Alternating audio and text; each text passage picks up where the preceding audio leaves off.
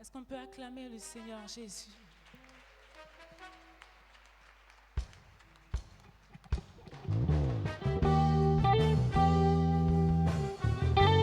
Alléluia! Nous te bénissons, Seigneur. Nous te rendons toute la gloire.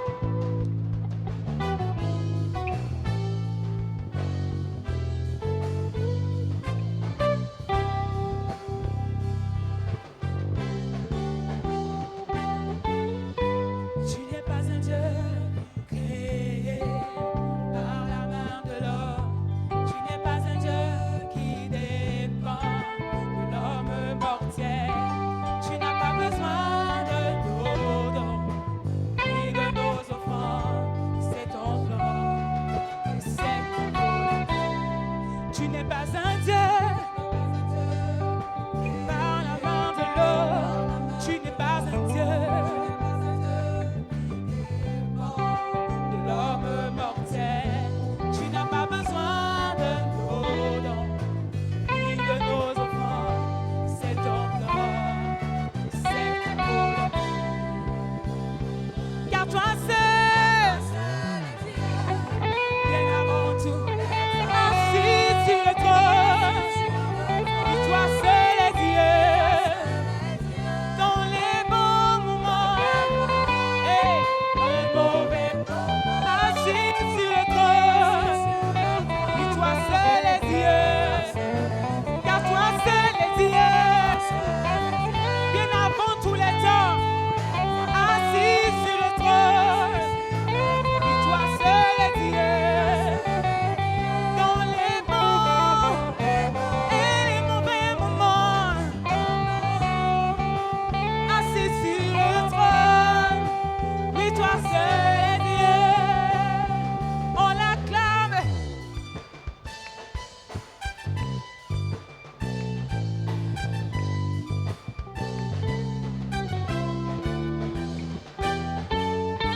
Tu es le seul Dieu, ton pouvoir ne peut se contenir. Tu es le seul Dieu, ta louange ne va jamais finir. Tu es le seul Dieu, toi seul est digne de nos offrandes. Tu es Dieu, et c'est ta volonté. Tu es le seul Dieu, tu es le seul Dieu, ton pouvoir ne peut se. Tu es le seul Dieu, ta louange ne va jamais finir. Tu es le seul Dieu, toi seul est digne de nos offrandes. Tu es Dieu, et c'est ta volonté, car toi seul, bien avant tout, assis sur le trône, oui, toi seul est Dieu, dans les bons moments et les mauvais moments, assis sur le trône, oui, toi seul est Dieu, car toi seul est Dieu,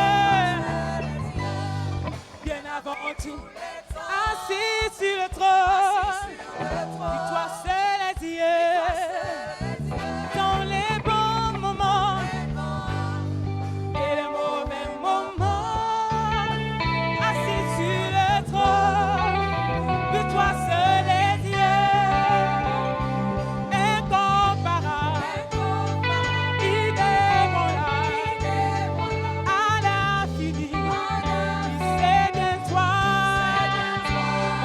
incomparable, inébranlable,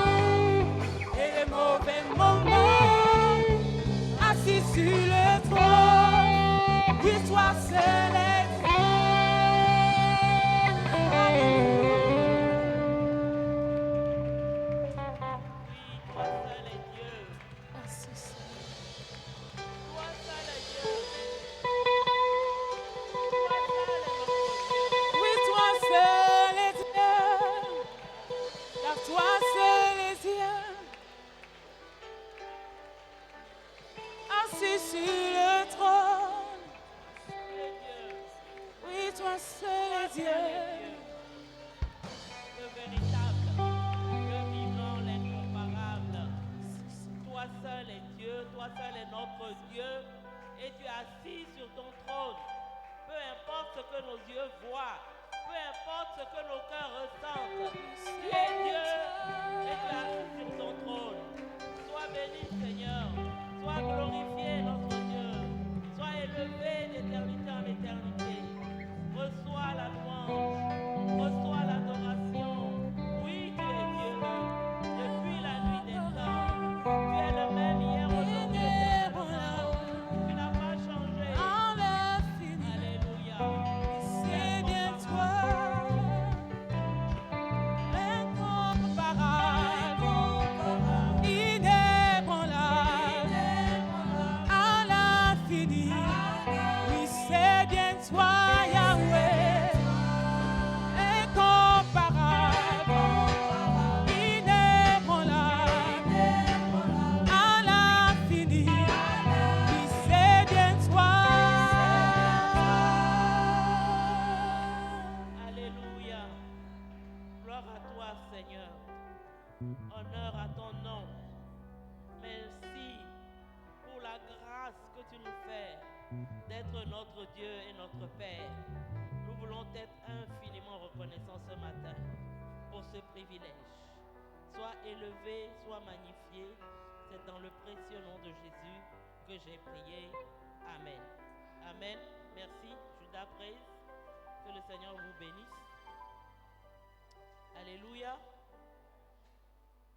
Pour ceux qui ne savent pas, notre pasteur principal et Maman Kadi sont en voyage et ils sont bien arrivés et ils vous saluent. Ce matin, avant d'entrer dans la parole, je voudrais remercier le Seigneur. Parce qu'aujourd'hui, on est le 27 juin 2021 et je me rappelle que le 26 juin 2020, je suis tombé malade et je suis resté à la maison pendant 6 semaines. Ce que je n'ai jamais eu dans ma vie. Et aujourd'hui, c'était hier, l'anniversaire. L'anniversaire. Mais je vous raconte ça parce que je veux vraiment rendre grâce au Seigneur. Tina est là. Mariam est là. Elles m'ont vu. Moi-même, je ne sais pas jusqu'à présent ce qui s'est passé. Mais j'ai senti l'esprit de la mort autour de moi. Et quand je suis sorti de ces 6 semaines, j'ai vraiment expérimenté ce que la parole de Dieu dit, que toute chose concourt au bien de ceux qui aiment Dieu et qui sont appelés selon son dessein. Parce que non seulement je suis sorti de la maladie physique, mais je suis sorti d'une maladie émotionnelle. Je suis sorti d'un temps où, bien que vous me voyiez en apparence tenant sur mes 2 pieds, j'étais en train de sombrer sur le plan émotionnel.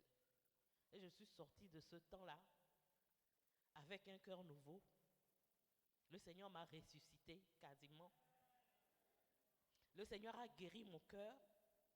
Le Seigneur m'a aidé à faire mon deuil. Maintenant, je ne fais plus semblant. Je suis vraiment heureuse. Et ça fait 1 an que ça dure. C'est vrai que la vie est là, avec son lot de difficultés. On en a tous. Mais vraiment, je voudrais rendre grâce au Seigneur ce matin parce qu'il m'a ressuscité. Il m'a donné un cœur nouveau, un cœur capable de l'aimer sans quoi que ce soit qui vienne entacher cet amour, diminuer cet amour. Quelles que soient les difficultés de la vie, le Seigneur m'a appris à l'aimer d'une nouvelle manière et je voudrais vraiment lui rendre grâce pour cela. Amen. Je voudrais partager avec vous un sujet qui me tient vraiment à cœur. Je ne pense pas que j'ai déjà eu à prêcher là-dessus, mais j'en ai parlé souvent au programme d'Écodim. Voilà Jonathan qui est assis là, qui me regarde. Le thème, c'est gagner nos enfants à Jésus-Christ. Gagner nos enfants à Jésus-Christ. Nous sommes dans la mouvance de la fête des pères et nous pensons que depuis dimanche dernier, nous avons une nouvelle race de pères ici à Harvest-Engré. Et nous sommes aussi dans la mouvance de la moisson. le Seigneur veut faire de nous en cette saison des moissonneurs. Et pendant que je réfléchissais, le Seigneur m'a montré que la première moisson qu'il nous demande de rentrer, c'est la moisson de nos enfants. L'âme de nos enfants.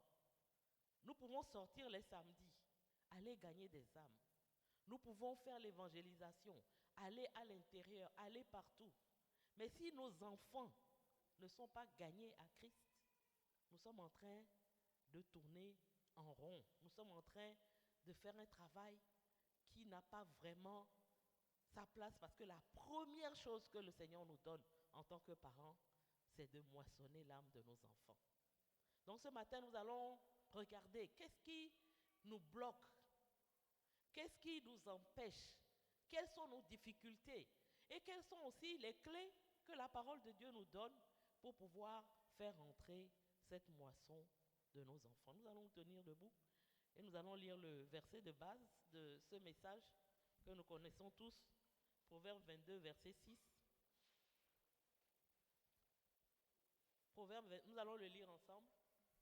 Instruis l'enfant, doit suivre, et quand il sera vieux, il ne s'en détournera pas. Nous allons reprendre en chœur. 1, 2. Instruis l'enfant selon la voie qu'il doit suivre, et quand il sera vieux, il ne s'en détournera pas. Amen. Dans deux autres versions, vous pouvez vous asseoir, que je voudrais lire avant de poursuivre. Dans la version Parole de vie, il est dit: donne à un enfant de bonnes habitudes dès ses premières années. Il les gardera même dans sa vieillesse. Et la Bible du Semeur dit: apprends à l'enfant le chemin qu'il doit suivre, même quand il sera vieux, il n'en déviera pas. Amen. Alors, vous allez me demander pourquoi. Pourquoi nous devons nous pencher, prendre au sérieux cette question de gagner nos enfants à Christ. D'abord parce que c'est notre devoir. Proverbe 2, 22, 6 nous le dit clairement. Dieu dit: donne à l'enfant, donne à un enfant, donne à ton enfant, donne à un enfant, donne aux enfants de bonnes habitudes, ou instruis-les dans la voie qu'ils doivent suivre. C'est notre responsabilité en tant que parents d'assurer la croissance spirituelle de nos enfants. De la même manière que nous assurons leur éducation, de la même manière que nous les nourrissons pour qu'ils puissent croître physiquement, c'est aussi notre responsabilité d'assurer leur croissance spirituelle. Ce n'est pas d'abord la responsabilité de l'Église. Ce n'est pas en premier lieu la responsabilité de l'école du dimanche. Mais c'est à nous, parents, que Dieu a confié cette responsabilité. Et deuxième raison pour laquelle je pense que le Seigneur veut attirer notre attention sur ce point en cette saison, c'est que c'est un moyen puissant de croissance pour l'Église. Parce que nos enfants qui sont gagnés, tout petits, ils vont impacter leur environnement, ils vont impacter leurs amis, ils vont faire de l'évangélisation sans qu'on ait besoin de dire on sort samedi pour aller faire l'évangélisation. Parce que leur manière de vivre, de se comporter, va permettre de gagner leur paix. Et pour conforter cela, je voulais vous donner quelques chiffres. Daddy dit que j'aime beaucoup les statistiques, mais ça permet de resituer les choses. Et il est dit que sur la Terre, aujourd'hui, je crois qu'il y a 7 milliards d'habitants, la moitié des habitants de la Terre ont moins de 30 ans. C'est-à-dire, quand on prend l'humanité, une personne sur deux a moins de 30 ans. En Côte d'Ivoire, c'est les statistiques du dernier recensement, sur 23 millions, un peu plus de 23 millions que nous sommes, 77% ont moins de 35 ans. Et sur ces 77%, les enfants, parce que quand on parle d'enfants, c'est de 0 à 14 ans.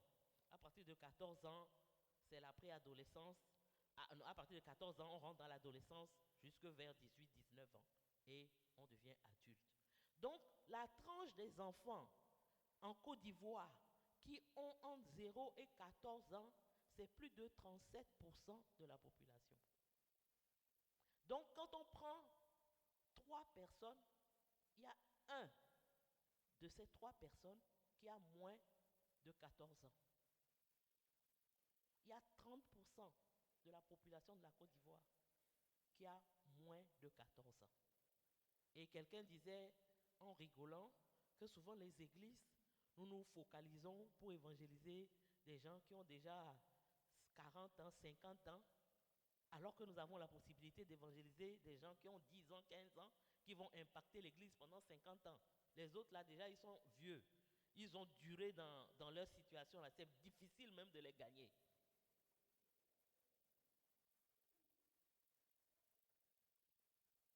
Nous devons examiner ces choses et voir qu'est-ce que nous souhaitons. Si nous voulons avoir de l'impact, non seulement en tant que parents, mais également en tant qu'Église, nous devons investir dans l'évangélisation des enfants. Mais qu'est-ce qui se passe en règle générale en tant qu'Église? En tant qu'Église, ce n'est pas le sujet de mon message ce matin. Je vais insister sur les parents, mais en tant qu'Église, je veux juste faire cette remarque. Quand en tant qu'Église, on sort, on évangélise, et on voit que ce sont les enfants qui viennent, on est déçus.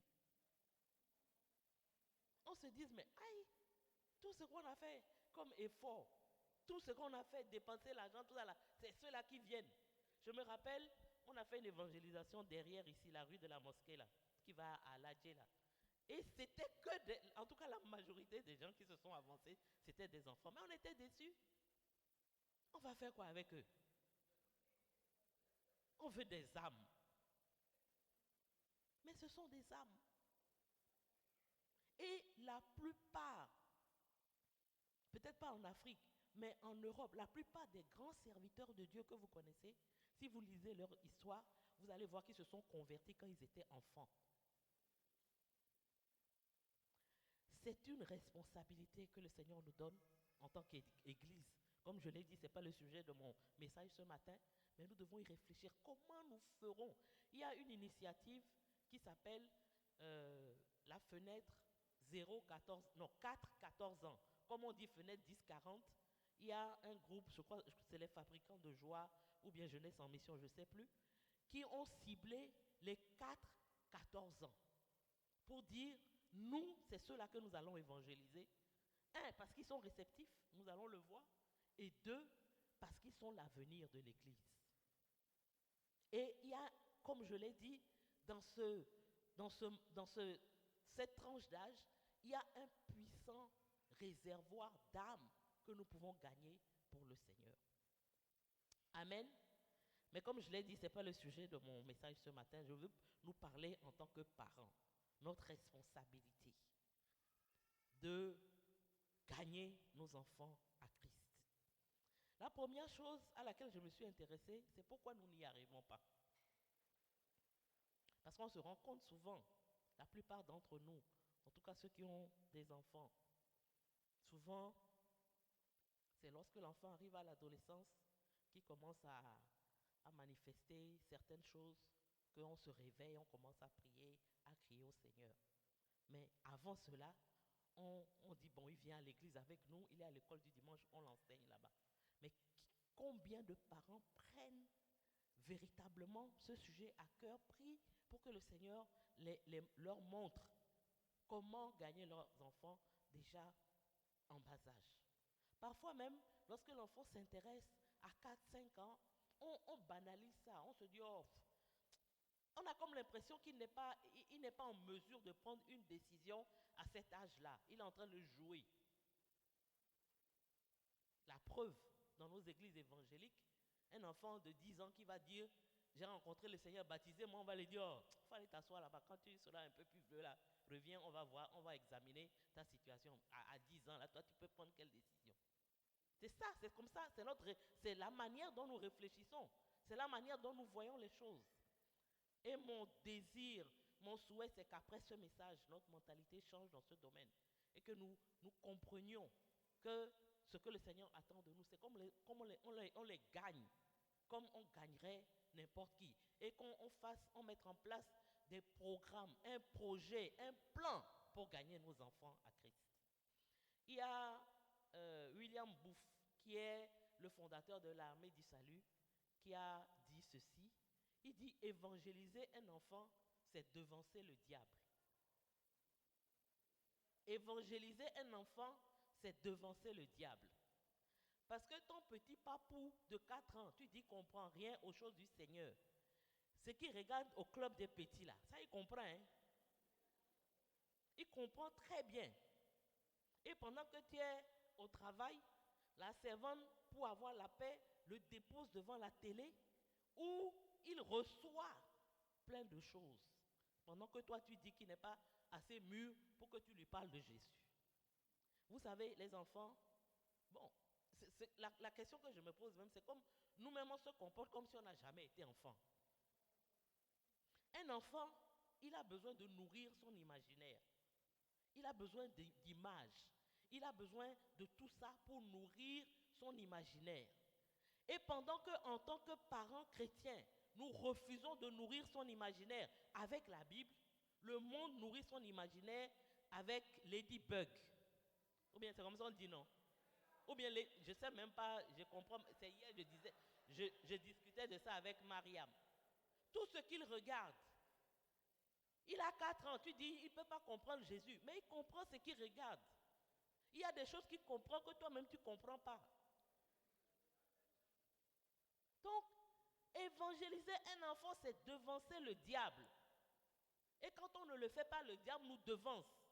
Et le jour où on est réveillé, on n'a plus que nos yeux pour pleurer parce que tous les dégâts ont déjà été faits dans la tête, dans la mentalité de l'enfant et on n'y peut plus rien.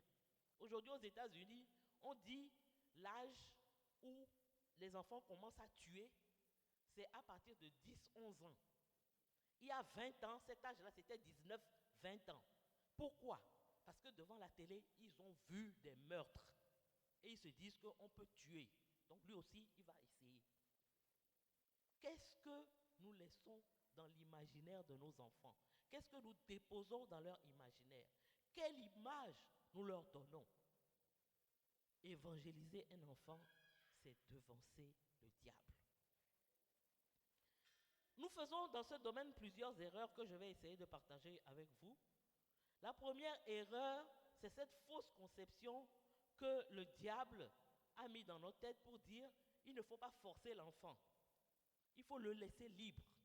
Quand il sera en âge de décider, il va décider. Qui vous a dit ça? Est-ce que nos amis d'en face font ça avec leurs enfants? Tu es né dans la famille là, c'est ce qu'on adore là, c'est ça que tu vas adorer. Tu veux ou tu veux pas, ou c'est ça que tu vas adorer.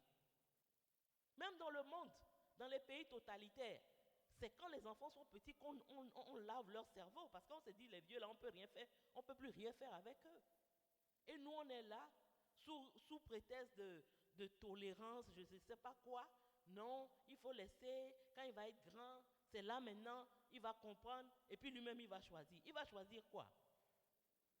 La Bible nous dit, instruis l'enfant. Tu dois l'instruire dans ce que toi tu connais. Maintenant, si après, il veut rejeter ce que toi tu lui as enseigné, ça c'est un autre problème. Mais toi, ta responsabilité, c'est de l'instruire dans ce que tu connais. Donc nous devons rejeter cette fausse conception.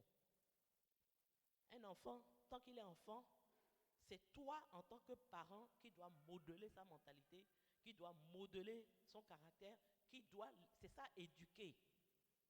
Et fixer un cadre pour que l'enfant se sente libre dans ce cadre-là, d'exprimer son potentiel. Mais ce n'est pas de dire on ouvre tout et puis il exprime son potentiel. Ça c'est faux, c'est une idée diabolique que nous devons enlever de nos têtes. La plupart des recherches récentes dans le domaine de la pédagogie et dans d'autres domaines même, dans le domaine, la dernière fois au programme des femmes, je vous ai parlé de tout ce qui se fait en psychologie sur les abus que les enfants subissent. Tout ça montre que les 5 premières années sont cruciales dans la vie d'un enfant. À ce moment-là, on peut imprimer dans la pensée de l'enfant des choses qui deviennent indélébiles, en bien comme en mal. Et le diable, lui, ne s'amuse pas. Il imprime des choses en mal. Et toi, tu es là en train de dire non, il faut le laisser. Quand il va grandir, il va choisir. Il sera trop tard quand tu vas te réveiller. Aujourd'hui, dans le domaine de l'éducation, on sait que les élites ne se forment plus ni au lycée ni à l'université, mais c'est à la maternelle qu'on commence à former les élites. Parce qu'on sait que l'enfant à cet âge-là, ce que la Bible nous a dit depuis dans Proverbes, c'est maintenant le monde est en train de découvrir pour dire qu'à cet âge-là, on peut façonner l'enfant, on peut lui imprimer des choses qui vont conditionner toute sa vie entière. Ça, c'est la première erreur. Et nous devons veiller à ce que la responsabilité que le Seigneur nous a donnée, celle d'éduquer nos enfants dans la foi, que nous puissions véritablement exercer cette responsabilité. Aujourd'hui, c'est plus difficile parce qu'avant, l'enfant apprenait le métier de son père. Donc, pendant que le père l'éduquait socialement, il l'éduquait aussi spirituellement. Aujourd'hui, l'enfant va à l'école, on l'éduque d'une certaine façon, mais c'est ta responsabilité en tant que père de veiller à ce qu'il doit savoir sur ta foi, il le sache, et que cela soit imprimé dans sa mentalité, dans son cerveau, le plus tôt possible et de manière indélébile. Deuxième erreur, c'est que même quand nous essayons de nous y mettre, nous rendons les choses tellement compliquées pour les enfants qu'ils ne peuvent pas rentrer dans notre système. Vous savez, les adultes, plus une chose est compliquée, plus ils aiment ça. Dire à quelqu'un simplement, tu es pécheur, mais Jésus est mort pour toi, donne-lui ta vie et tu seras sauvé. C'est trop simple pour un adulte.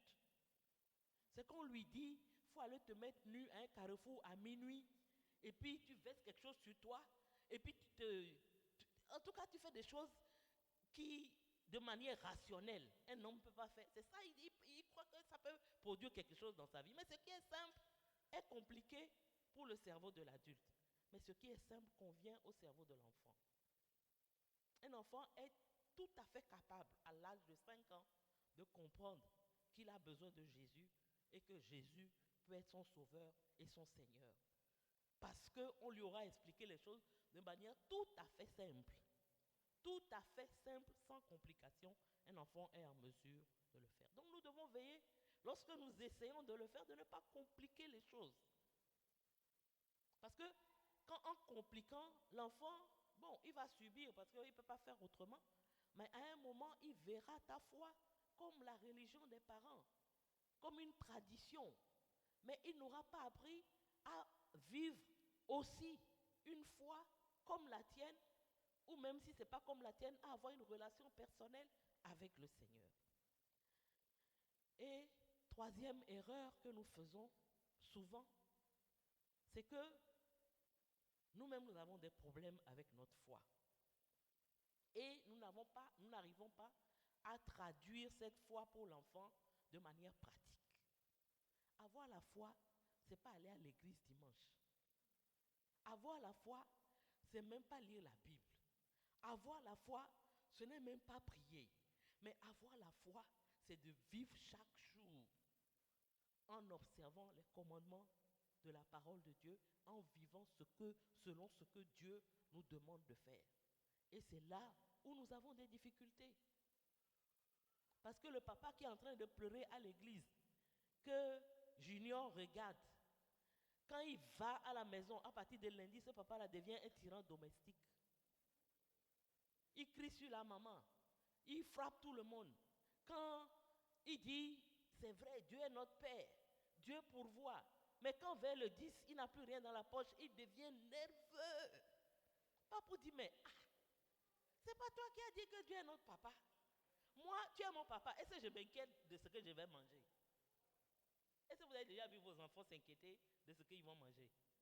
Ils ne s'inquiètent pas. Lui, sait que son papa est là.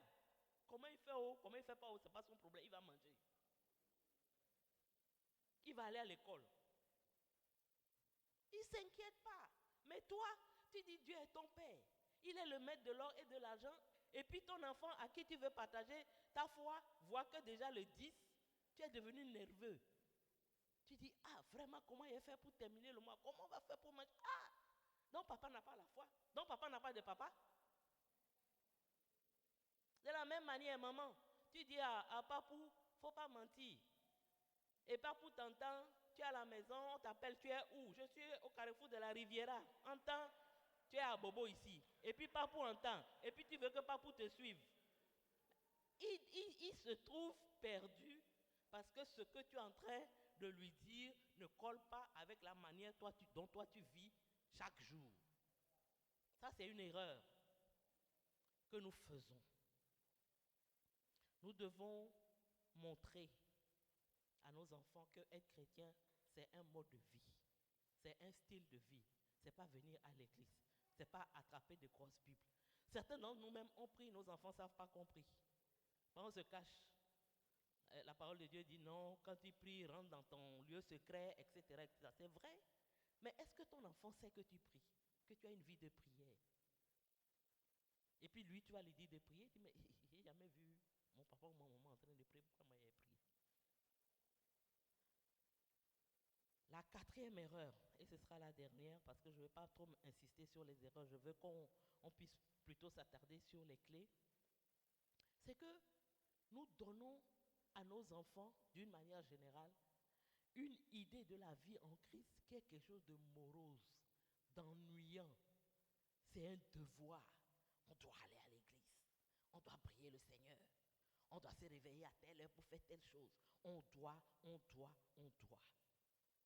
Ce n'est pas ça. Ça n'a rien d'attrayant pour un enfant. Ce que le diable lui propose est fun. Ce que le diable lui propose a du pétillant.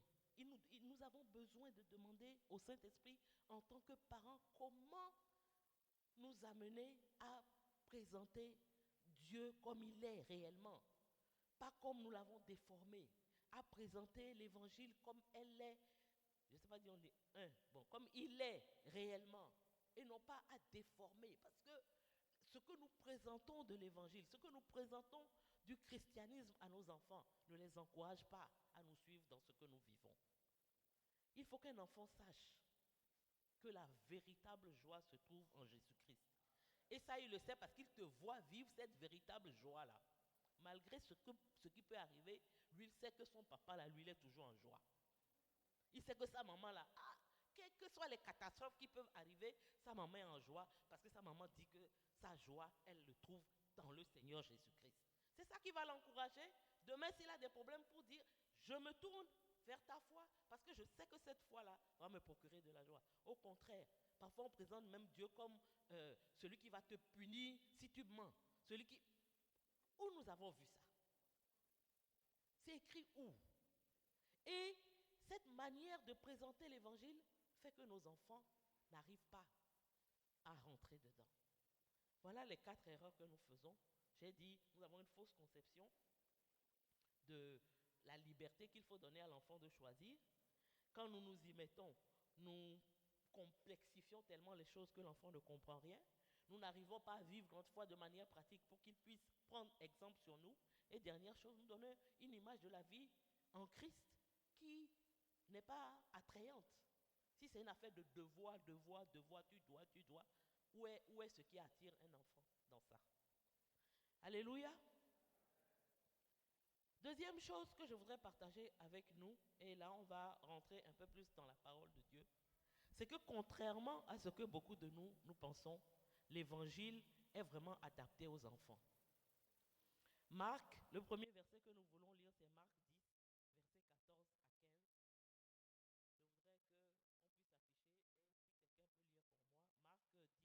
Je voudrais qu'on puisse afficher, et si quelqu'un peut lire pour moi, Marc 10, 14 à 15. Marc 10, 14, 15.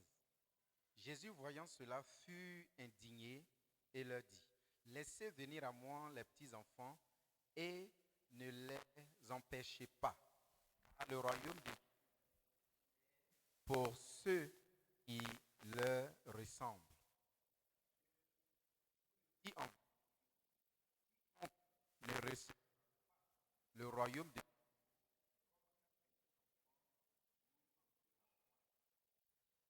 Amen. Quiconque ne reçoit pas le royaume de Dieu comme un petit enfant n'y entrera pas. Jésus nous dit que c'est la manière dont les petits enfants reçoivent l'évangile qui est la bonne manière. Et que même nous, en tant qu'adultes, nous devons apprendre à recevoir l'évangile comme les enfants. Ça veut dire quoi? A contrario, c'est qu'un enfant peut recevoir l'évangile. Et Dieu veut que même lorsqu'on est adulte, on puisse recevoir l'évangile comme un enfant le reçoit. Donc l'évangile est adapté aux enfants. Un enfant peut très bien comprendre ce que c'est que la grâce. Ce que c'est que le fait que, parce que lui, il fait des bêtises, Jésus est venu mourir à sa place. Et que, parce que Jésus a pris ses péchés, lui, il peut vivre libre. Un enfant peut comprendre cela. Et Jésus dit ici, c'est ceux qui reçoivent l'évangile comme les enfants qui sont qualifiés même pour le royaume. Jésus ne dit pas que ceux qui reçoivent l'évangile comme les adultes, mais comme les enfants. C'est en étant comme un enfant, en ayant cette humilité, cette capacité de l'enfant à tout recevoir, que nous pouvons, en tant qu'adultes aussi, plaire au Seigneur dans la manière dont nous recevons l'évangile. Donc cela veut dire que l'évangile est adapté aux enfants. Deuxième chose, Luc 8, versets 11 à 15. Luc chapitre 8, versets 11 à 15. C'est un peu long, mais je voudrais qu'on lise tout. C'est surtout le verset 15 qui m'intéresse, mais on va lire tout pour bien comprendre. C'est la parabole Luc du 8. semeur. Jésus a donné la parabole d'abord, et il a dit, voilà la semence, elle tombe dans telle terre, dans la pierre, et maintenant il explique à ses disciples ce que signifie cette parabole. Voici ce que signifie cette parabole. La semence, c'est la parole de Dieu. Ceux qui sont le long du chemin, ce sont ceux qui entendent. Puis le diable vient et enlève de leur cœur la parole de peur qu'ils ne croient et soient sauvés. Ceux qui sont sur le roc, ce sont ceux qui, lorsqu'ils entendent la parole, la reçoivent avec joie, mais ils n'ont point de racines. Ils croient pour un temps et ils succombent au moment de la tentation.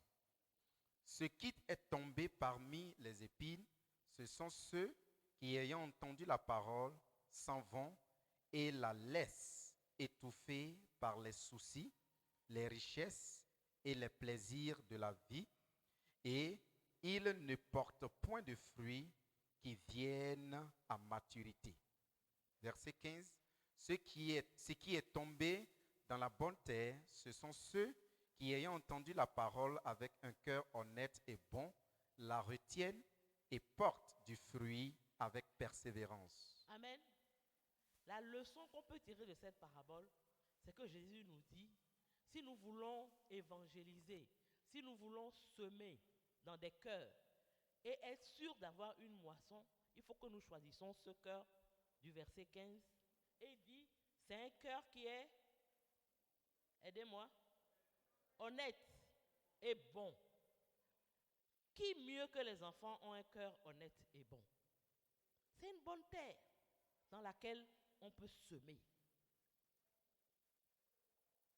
Si on veut bien étudier cette parabole, ce n'est pas le sujet de notre message ce matin. Dieu nous dit, Jésus nous dit, il y a des terres dans lesquelles il ne faut même pas jeter ta semence. Parce que ce n'est pas de la bonne terre. Il faut choisir la bonne terre. Et la bonne terre, c'est un cœur qui est honnête et qui est bon. Parce que quand tu jettes dans d'autres cœurs, l'enfant n'a pas de soucis. Il n'a pas tentation, c'est léger. Donc il a la capacité à cet âge-là d'être cette bonne terre qui va recevoir la semence de la parole et la garder. Et troisième chose, l'enfant, c'est quelqu'un qui a besoin autant d'amour qu'il n'a besoin de lait ou qu'il n'a besoin même de l'air qu'il respire. Et qu'est-ce que l'évangile apporte? Sinon la certitude d'être aimé. Sinon la certitude de savoir qu'on a un Père qui nous aime et qui nous a tant aimés, qu'il a donné son Fils, afin que quiconque croit en lui ait la vie éternelle. Un enfant qui entend ça, qui sait qu'il peut avoir quelqu'un qui va l'aimer de manière inconditionnelle, il est ouvert. Parce que ce qu'il recherche, c'est l'amour. Un enfant a besoin d'amour. Je crois que je vous ai déjà raconté, il y a peut-être 4 ou 5 ans, cette histoire d'un roi en Bavière qui a voulu faire une expérimentation sur des enfants. Et il a pris les enfants et il est allé les mettre quelque part. Et les enfants avaient tout. On leur donnait à manger, on leur donnait tout ce dont ils avaient besoin, mais on les privait d'amour. Au bout de son expérience, tous ces enfants-là sont morts. Parce que ce n'est pas la nourriture qui maintient un enfant en vie. c'est pas les soins qu'on lui donne, c'est l'amour qui maintient un enfant en vie. Donc un enfant, si petit soit-elle, si petit soit-il, parce qu'il est avide d'amour, est perméable à l'évangile, est prêt à recevoir l'amour que Dieu peut lui donner. Surtout s'il a un père terrestre qui ne ressemble pas à ce Dieu dont on lui parle. Et même s'il a un père terrestre qui fait des efforts pour ressembler à ce Dieu, il est encore plus enclin à accepter ce Dieu-là, parce qu'il sait ce que c'est que l'amour. Et il sait que ce Dieu peut lui donner encore plus d'amour que ce que son père terrestre peut lui donner. Alléluia. L'enfant a besoin d'amour et donc l'évangile lui permet de découvrir cet amour incomparable que le Seigneur a pour nous. Donc l'enfant est perméable à l'évangile. Et Dieu nous donne la responsabilité de l'éduquer dans ce sens. Alors, comment y arriver? Je vais partager avec vous, et puis on en aura fini, 6 conseils. Ce sont des conseils que Billy Graham a donnés dans ses messages pour aider les parents à pouvoir partager l'évangile avec eux. 6 conseils de Billy Graham. Le premier conseil, c'est prendre du temps avec ses enfants. Ça, c'est notre véritable problème aujourd'hui. Nous disons à nos enfants, en tout cas, ton comportement m'inquiète. Les amis que tu as m'inquiètent. Ce que tu fais m'inquiète. Toujours en train de le reprendre. Ça, c'est pas bon. Ça, c'est pas bon. Ça, c'est pas bon. Mais quel temps tu as pris quand il était plus petit et même maintenant pour investir dans sa vie, pour parler dans sa vie? Les enfants ont besoin de leurs parents. Les enfants ont besoin de la présence de leurs parents. Les enfants ont faim et soif de la présence de leurs parents. Je vous ai déjà raconté aussi l'histoire de ce petit garçon qui a demandé à son papa, 1 heure qu'on te paye au travail, là, ça coûte combien? Quand son père lui a dit là, il dit il veut l'argent pour pouvoir lui payer 1 heure pour qu'il reste avec lui. C'est-à-dire, comme tu vas au travail, c'est travail seulement. Quand on te demande, je suis au travail, tu viens la nuit, je dors. Combien je peux te payer pour que tu me donnes 1 heure de ton temps? Comme ça, tu laisses ce qu'on te donne au travail là, et puis tu viens moi te payer pour que tu passes du temps avec moi. Nos enfants ne le disent peut-être pas, mais ils le pensent. Et aujourd'hui, c'est encore plus grave. C'est à la fois le papa et la maman qui disparaissent. Avant, au moins, c'était peut-être le papa seulement, au moins la maman était là. Mais de nos temps, les deux ont disparu. Et l'enfant est là. Quelles que soient nos ambitions dans la vie, quelles que soient les carrières que nous poursuivons, quelles que soient les affaires que nous faisons, quel que soit ce que nous faisons, nous devons veiller à ce que le centre de notre vie soit notre maison. En Afrique, c'est encore plus grave. Parce qu'au travail, ça joue tout l'écosystème.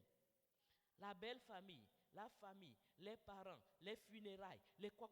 Et on est dans tout ça. Et on laisse nos enfants pousser tout seuls. Et on espère qu'ils vont s'en sortir. Ce n'est pas possible. Notre maison doit être le centre de notre vie sociale. Et s'il y a des choses à abandonner pour nous consacrer à eux, ce sont des choix que nous devons faire. Si tu dois sacrifier ta carrière pour que tes enfants sachent qu'ils ont un père, il faut le faire. Parce que tu vas te retrouver dans quelques années, peut-être avec une belle carrière, beaucoup d'argent, mais il n'y aura personne pour pouvoir partager le fruit de ce travail-là avec toi. Les hommes, en règle générale, l'argument qu'ils avancent, tout ce que je fais, c'est pour vous, c'est pour toi. Et on connaît tous les couples où la femme finit par dire, si c'est pour moi, là, laisse, viens t'asseoir, je vais te regarder un peu. Parce que l'argent que tu cherches pour moi, là, je ne vois pas à quoi ça va me servir si je n'étais pas toi. Et les enfants ont les mêmes problèmes avec ce genre de papa. Parce que tout le temps en train de dire, oui, je suis en train de faire pour vous, je travaille pour vous, j'investis pour vous, je fais ceci pour vous. Est-ce que la vie se résume au matériel? Ce que tu peux ramener comme matériel, est-ce que ça me suffit? Est-ce que ça me comble? J'ai d'autres besoins en tant qu'enfant. J'ai des besoins émotionnels. J'ai besoin de savoir que j'ai un papa. J'ai besoin de jouer avec mon papa. J'ai besoin que mon papa me parle du Seigneur. Il est où? Il est où? Il est en train de chercher l'argent. Mais ce n'est pas ça, sa responsabilité totale, complète. Ça fait partie, mais ce n'est pas que ça. Nous devons apprendre l'équilibre dans ce domaine. Même si nos enfants doivent vivre peut-être en dessous du niveau auquel nous les avons habitués maintenant, et que cela est compensé par notre présence, nous devons apprendre à faire ce genre de choix courageux. Amen. Deuxième chose, nous devons enseigner à nos enfants les principes moraux et spirituels. Ce n'est pas l'école du dimanche, c'est nous. C'est notre responsabilité. Et nous devons faire cet enseignement. Nous devons trouver le moyen de le faire. Nous devons trouver les méthodes pour le faire. Nous devons trouver les outils pour le faire. Nous ne devons pas abandonner cela entre les mains de qui que ce soit, même pas de l'Église. Parce que c'est à nous que Dieu a confié la responsabilité d'instruire nos enfants. Et nous devons le faire. Nous devons leur donner des valeurs. Nous devons leur donner un idéal. Nous devons leur enseigner des principes moraux et spirituels. Ça, on fait. Ça, on ne fait pas. Et nous devons prendre le temps de le faire de manière systématique, en investissant dans ce domaine, en ne le faisant pas seulement quand il y a des problèmes, mais nous devons le faire de manière systématique. Troisième conseil pour gagner nos enfants, selon Billy Graham, c'est ce dont on a parlé. Il faut que nous soyons des exemples pour eux. L'exemplarité d'un père, l'exemplarité d'une mère. Vous savez, les enfants, comme d'ailleurs tout le monde, regardent plus ce que nous faisons que ce que nous disons. Et les enfants encore plus. Parce que vous avez comme l'impression qu'ils ne voient rien, ils n'entendent rien, mais ils voient tout, ils entendent tout. Et ils peuvent vous sortir des choses qui vont vous dépasser parce qu'ils ont observé la manière dont vous vous comportez. Et pour illustrer ce conseil, Billy Graham raconte une histoire. C'est l'histoire d'un avocat qui, chaque matin, quand il allait à son travail, s'arrêtait au bar pour boire un verre et puis partait au travail. Et un jour, alors qu'il avait neigé, il entend du bruit derrière lui et il se rend compte que c'est son fils qui est en train de marcher dans les pas qu'il a laissés dans la neige. Et il se retourne, demande à l'enfant, mais qu'est-ce que tu es en train de faire? Il dit, je suis en train de marcher dans tes pas. Cette phrase a commencé à résonner dans la tête de ce papa. Ce matin-là, il ne s'est pas arrêté au bar. Il est allé directement au travail.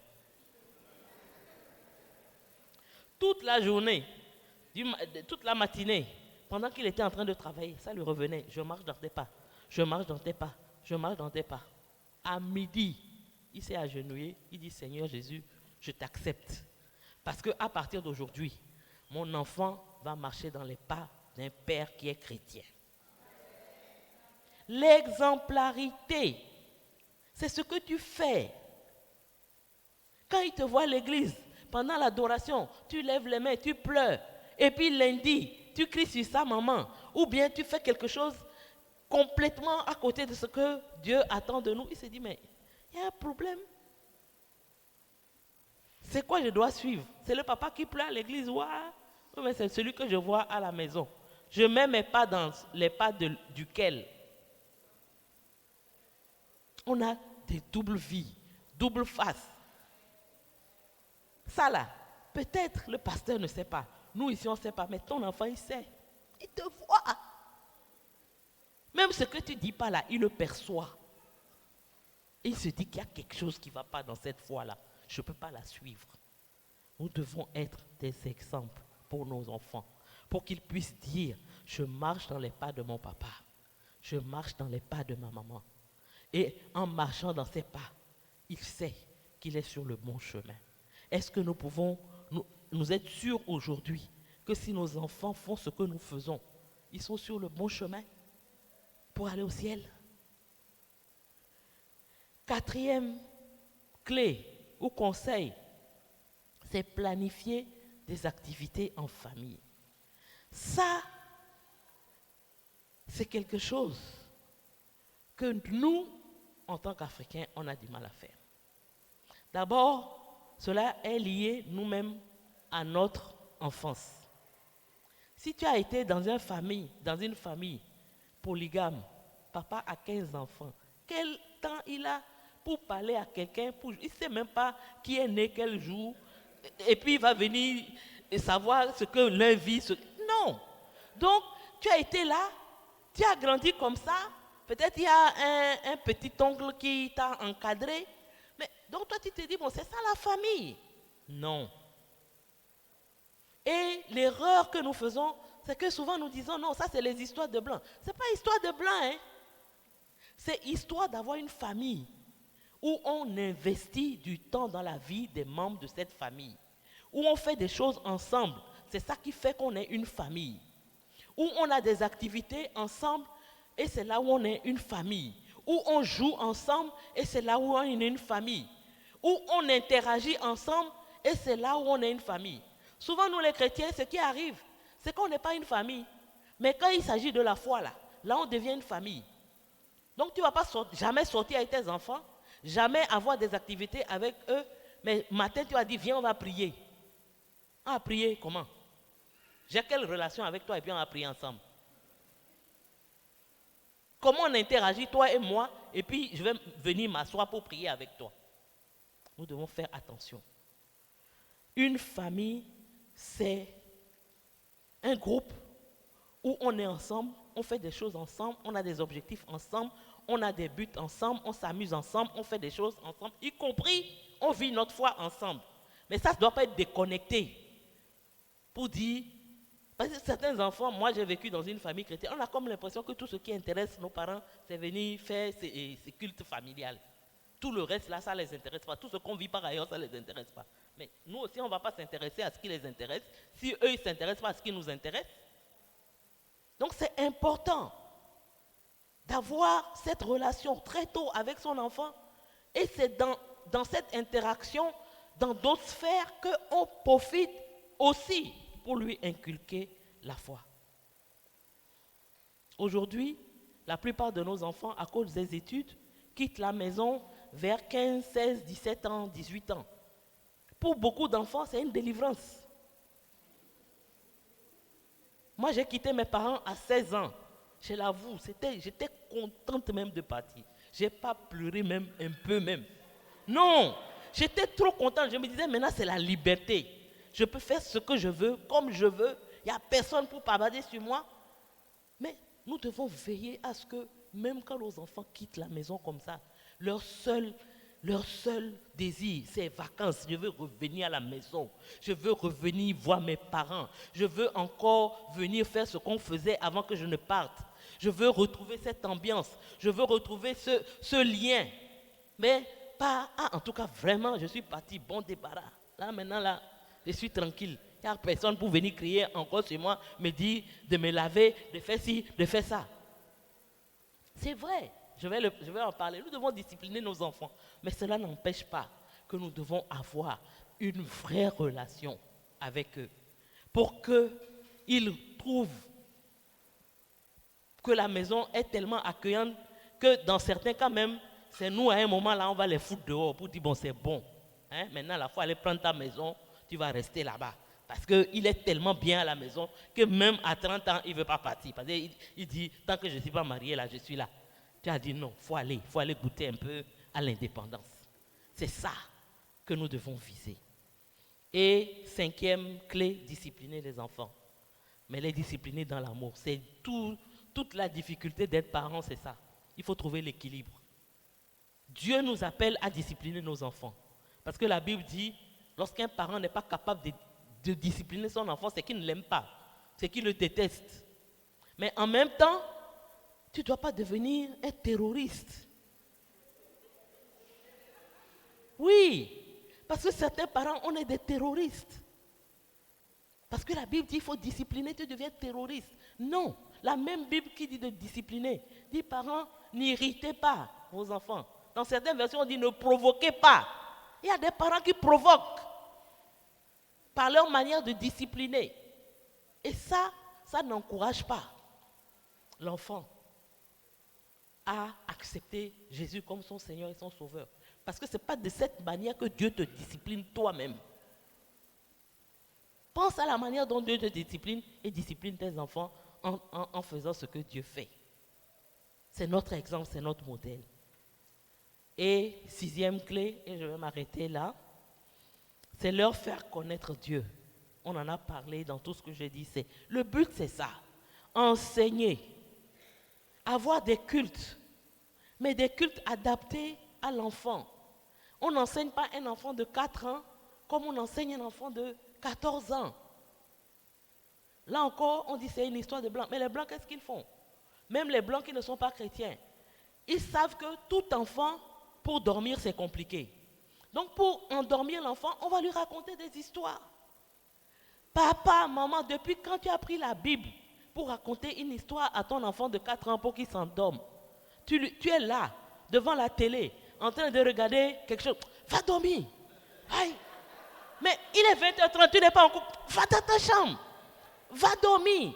Combien va l'accompagner, va le faire coucher, va lui raconter une histoire le temps qu'il s'endorme? Ça là, c'est l'histoire de blanc, n'est-ce pas? Ça, c'est les affaires de blanc. Mais c'est comme ça que tu peux commencer à lui parler de David. David avec sa fronde. C'est une histoire que les enfants adorent. C'est comme ça que tu vas lui parler de Joseph qui était dans le puits. Et c'est comme ça, à 4 ans déjà, tu commences à le préparer. Et quand il aura 10 ans, tu as d'autres moyens. Il y a des quiz bibliques, il y a des jeux bibliques. Tout ça, on se dit non, ça là, c'est trop compliqué. Moi, avec le travail que j'ai fait là, quel temps j'ai pour venir m'investir dans des choses comme ça? Je vous assure, c'est ce que le Seigneur attend de nous. Nous devons faire connaître Dieu à nos enfants en utilisant les moyens, en utilisant les outils qui sont adaptés à son âge. Et je pense même que, au lieu que l'Église ne forme que les moniteurs, l'Église doit former les parents aussi à enseigner la parole de Dieu à leurs enfants. Parce que c'est tout un investissement, c'est tout un travail. On ne se lève pas comme ça. De la même manière que les enfants aiment beaucoup apprendre en jouant, nous devons leur apprendre la parole de Dieu par le jeu. Aujourd'hui, Lego a fait des Lego homosexuels, lesbiennes. C'est ça, on donne aux enfants et puis ils jouent. Mais nous, on ne peut pas faire Lego avec David, avec Jonathan, avec Joseph. Même si tu ne peux pas acheter Lego, invente des jeux qui permettent à ton enfant de comprendre la parole de Dieu adaptée à son âge. Nous avons besoin que le Seigneur véritablement nous aide. Voilà les 6 conseils de Billy Graham. Prendre du temps, enseigner à nos enfants les principes moraux, être un exemple pour eux, planifier des activités et les faire avec eux, discipliner avec amour et faire connaître la parole de Dieu. Nos cultes doivent être adaptés à nos enfants. Un enfant de 4 ans, tu vas venir l'asseoir pendant 1 heure samedi matin pour dire que tu es en train de faire culte. Il n'a pas cette capacité d'attention. C'est juste une petite histoire que tu lui racontes en 10-15 minutes et ça va avoir le même impact sur lui. Donc, nous avons besoin du Saint-Esprit et besoin d'enlever tout ce que nous avons dans la tête comme préjugés. Nous devons déjà même prendre conscience du fait qu'il y a un problème et nous placer devant le Saint-Esprit pour qu'il nous donne les solutions. Mais beaucoup d'entre nous, on ne se rend même pas compte qu'il y a un problème. Et c'est quand, à 15 ans, 17 ans maintenant, il refuse de venir à l'église. Il commence à marcher avec les drogués. C'est là maintenant on se réveille. Et puis on prie jusqu'à on est fatigué. Commençons tôt. Instruis l'enfant, selon la voie qu'il doit suivre. L'adolescence est toujours difficile.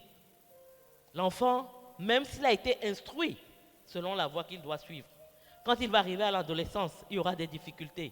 Mais moi, je peux vous assurer qu'un enfant qui a été instruit, il ne s'éloigne jamais de la parole de Dieu. Il peut s'écarter un moment. Il peut, parce que on l'a envoyé en France, où j'appelle cet endroit-là le tombeau des croyants. Ou bien on l'a envoyé aux États-Unis, dans un environnement où il allait tomber, il n'y a pas de chrétiens. Il peut s'éloigner. Mais quand il va se retrouver dans les difficultés, il va se rappeler qu'il y a un Dieu qu'il a connu, avec qui il a eu une expérience, avec qui il a marché à un certain moment de sa vie, et que ce Dieu-là est toujours là pour lui. Moi, je vous ai dit, je suis parti en France à l'âge de 16 ans. Quand je suis arrivé, dans l'endroit où je suis tombé, personne n'allait à l'église. Je suis arrivé en septembre, en hiver. Je vais sortir moi seul pour aller à l'église. Pourquoi? J'allais à l'église parce qu'il y a une voiture qui m'attendait dimanche matin pour aller à l'église. Cette voiture n'est plus là. Donc je ne vais plus. Pourquoi? Parce que je n'avais pas compris. Mais ce qu'on m'enseignait restait. Et quand ça a chauffé, personne ne m'a dit, même hiver, il fait noir. Je sors, je marche pour aller à l'église. Parce que je sais que c'est là-bas que je vais trouver la solution à mon problème. Faisons notre part. Le Saint-Esprit, notre Seigneur fera le reste. Mais ce que le Seigneur nous demande, nous devons le faire. Pour terminer, je voudrais nous encourager. Au-delà de tout ce que nous avons dit, nous devons prier pour nos enfants. Et prier aussi avec eux. Parfois, en tant que parents, nous prions pour nos enfants. Nous répandons nos cœurs devant le Seigneur pour nos enfants. Mais nos enfants ne le savent pas. J'ai lu l'histoire d'un homme. Et il avait un fils qui était difficile. Il avait plusieurs enfants, mais cet enfant-là était particulièrement difficile dans la fratrie. Et cet homme et sa femme priaient vraiment pour cet enfant. Mais rien ne changeait. Et un jour, le Saint-Esprit lui a donné la pensée. Prie pour lui, mais prie aussi avec lui. Et quand cet enfant s'est assis, et il a entendu la prière que le Seigneur, son père a adressée au Seigneur, le cœur de cet enfant-là est devenu autre chose. Il a senti l'amour que son père avait pour lui, comment son père s'inquiétait pour lui dans la prière qu'il a élevée. Et cet enfant a été transformé juste par ça. Nos enfants ne savent pas comment nous prions pour eux. Nous devons prier pour eux, mais nous devons aussi prier avec eux. Les amener devant le trône de Dieu avec eux pour dire voilà la difficulté, voilà le problème. Mais prions. Prions ensemble et tu vas voir comment le Seigneur va se manifester. Prions par rapport à ce que tu vis et tu vas voir comment le Seigneur va décanter la situation. Nous devons prier pour nos enfants. Nous devons prier aussi pour eux, pour savoir quelle est leur destinée. Qu'est-ce que le Seigneur veut faire avec eux? Et ne pas être un obstacle à ce que le Seigneur veut faire avec eux. Parce que si toi, tu ne sais pas ce que le Seigneur veut faire avec ton enfant, peut-être tu vas lui faire suivre une voie qui n'est pas la bonne. Vous verrez dans la parole de Dieu qu'à chaque fois que Dieu avait une destinée spéciale pour un enfant, il en parlait à sa mère ou à son père. Parce que la manière dont tu vas élever l'enfant selon sa destinée n'est pas la même. Peut-être toi tu es médecin, tu veux que ton enfant devienne médecin, mais le Seigneur ne veut pas qu'il devienne médecin. Et puis tu vas l'orienter, tu vas l'élever comme un futur médecin. En temps, ce n'est pas cela la volonté de Dieu pour lui. Tu as gâché sa vie. En tant que parents, nous devons prier pour que nos enfants, nous sachions ce que Dieu veut faire avec eux et que nous puissions coopérer avec Dieu dans ce qu'il veut faire avec eux. Amen. Nous devons prier aussi pour que nos enfants connaissent leur identité en Christ. Qui ils sont en Christ. Un enfant qui, dès son jeune âge, a été enseigné à savoir qu'il est le fils du Dieu vivant, du grand Dieu, du créateur de l'univers, qui est conscient de sa qualité de fils, il ne va pas marcher comme n'importe qui. Il sait qui il est en Jésus. Il faut que nos enfants quittent nos mains en sachant qui ils sont en Jésus. Quelle est leur identité? Ce qu'ils sont capables de faire, pas par leurs propres efforts, mais au travers de la puissance du Saint-Esprit qui agit en eux. Ils doivent le savoir en tant qu'enfants. Amen. Et dernière chose, nous devons prier pour que nos enfants connaissent quel est le cœur de Dieu pour eux. Que Dieu est leur Père. 1 Jean 3:1 nous dit, Dieu est notre Père, nous sommes ses enfants et nous le sommes en vérité. Un enfant qui a été correctement enseigné doit savoir qu'il est enfant de Dieu, qu'il est prince, princesse, et que parce qu'il est prince et qu'il est une princesse, il y a des choses qu'il ne peut pas faire dans la vie. Nous allons nous tenir debout. Seigneur, je voudrais te bénir pour ce message que tu nous donnes d'entendre. Je voudrais ce matin te confier tous les pères qui sont dans cette église, toutes les mères, que ce soit des pères, des mères biologiques, spirituels, adoptifs, ou juste qui encadrent un enfant. Je prie, Seigneur, que ce que tu leur as dit ce matin puisse changer quelque chose dans leur manière de marcher et d'agir par rapport à leurs enfants. Seigneur, nous voulons cette moisson de ces enfants de 0 à 14 ans. Dans cette saison, nous voulons cette moisson. Nous voulons non seulement moissonner nos enfants, mais nous voulons que nos enfants, à leur tour, aillent moissonner leurs amis, pour que toute cette génération qui va être l'église de demain te connaisse dès maintenant. Nous prions, Seigneur, que dans cette église, nous arrivons à un point où des enfants vont inviter leurs amis à l'école du dimanche. Et ces amis qui ont été invités à l'école du dimanche vont évangéliser leurs parents et les amener dans cette église. Seigneur, merci, parce que tu nous as parlé. Mais, comme tu nous le dis, tout n'est pas d'entendre. Aide-nous, Seigneur, à mettre en œuvre.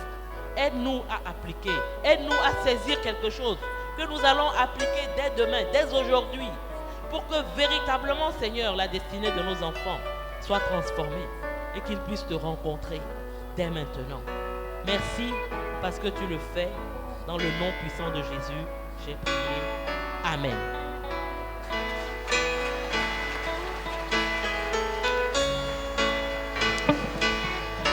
Alléluia. Notre culte est terminé. Je rappelle le jeûne prière qui commence jeudi. Je crois que tu avais dit 19h, 21h. Mais 19h, 21h, c'est seulement le jeudi. Tranquillisez-vous. Les autres jours, c'est 19h, 20h. Donc, venons ensemble. Nous avons besoin de prier. Parce qu'il reste 6 mois pour que l'année se termine. Et la moisson que Dieu a prévu que nous rentrons cette année, nous devons rentrer cette moisson. Et nous avons besoin de prier pour cela. Nous ne venons pas jeûner et prier pour amener Dieu à faire quelque chose qu'il n'a pas envie de faire. Non. Nous jeûnons et prions pour nous disposer à entendre ce qu'il veut faire et à accomplir, marcher dans ce qu'il veut faire. Donc venons ensemble le jeudi, venons ensemble le vendredi pour la veillée de prière, pour pouvoir reprendre un nouvel élan pour les 6 derniers mois. Je peux compter sur vous. C'est vrai que Daddy n'est pas là, mais comme on le dit, signe de maturité, c'est que quand même quand Daddy n'est pas là, nous on est là. Amen. Que le Seigneur vous bénisse. On va se tenir debout pour la bénédiction. Seigneur, je voudrais remettre entre tes mains tous tes enfants qui sont présents ici ce matin. Je prie que toi-même, tu les portes tout au long de cette semaine. Tu sois celui qui les encourage, celui qui les fortifie, celui qui les garde, celui qui éloigne d'eux le danger, qui les protège. Que chacun soit sous ton abri tout au long de cette semaine. Sois à ton écoute tout au long de cette semaine. Demeure à l'ombre de tes ailes tout au long de cette semaine. Que le Seigneur continue à vous bénir. Soyez bénis, bon dimanche et à jeudi. Amen.